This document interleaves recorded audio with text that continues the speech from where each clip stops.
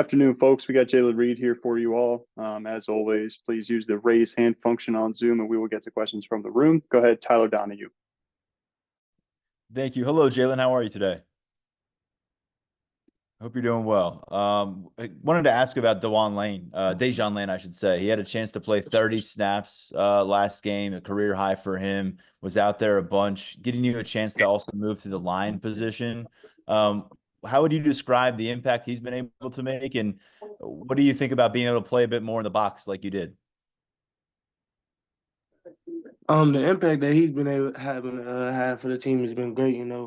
Us losing KJ Winston for a long-term injury, that plays a big part in our defense. And him stepping up and being ready for that role, is a great thing for us and a great thing for my future too.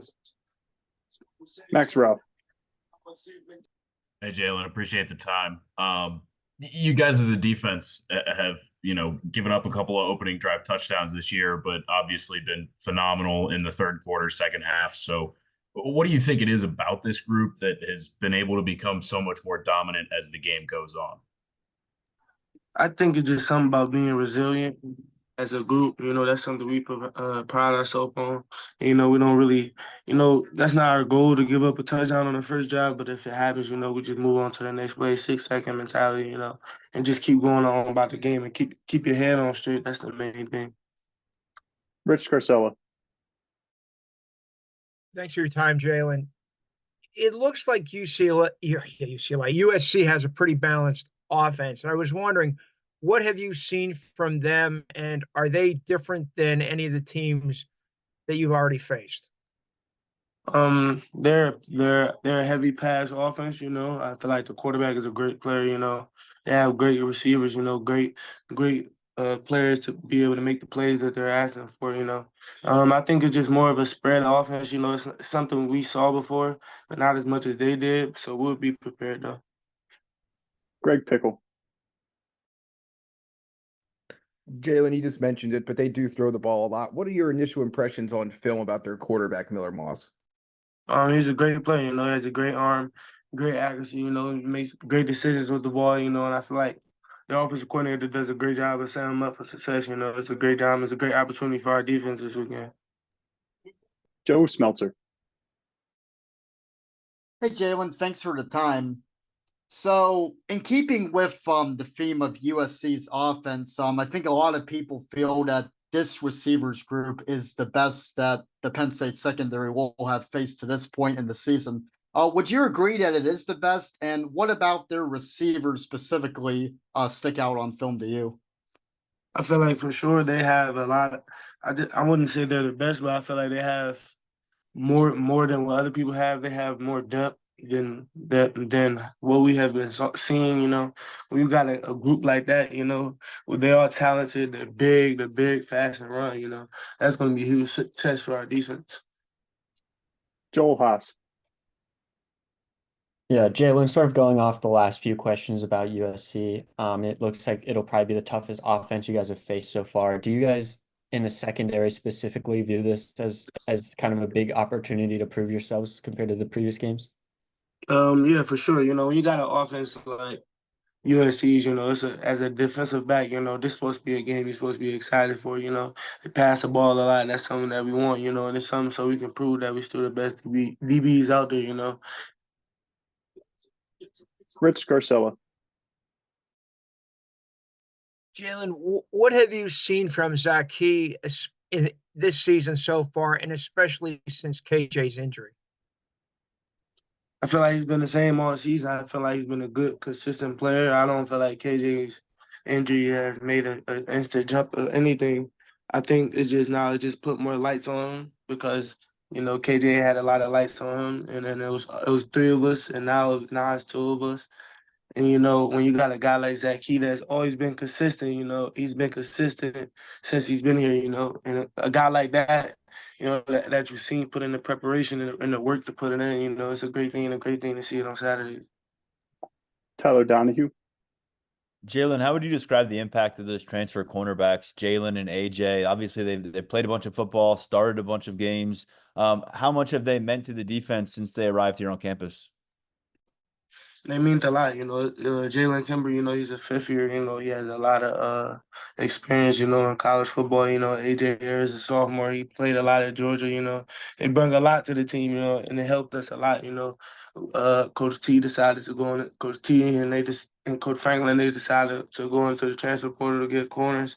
And it's been a great addition to our room. It built depth in our room. It helped the young guys still learn and help everybody still compete at the end of the day. Seth Engel.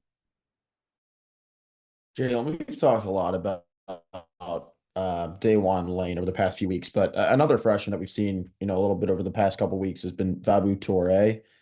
What have you seen from him that's made him, get an increase in playing time specifically this past weekend?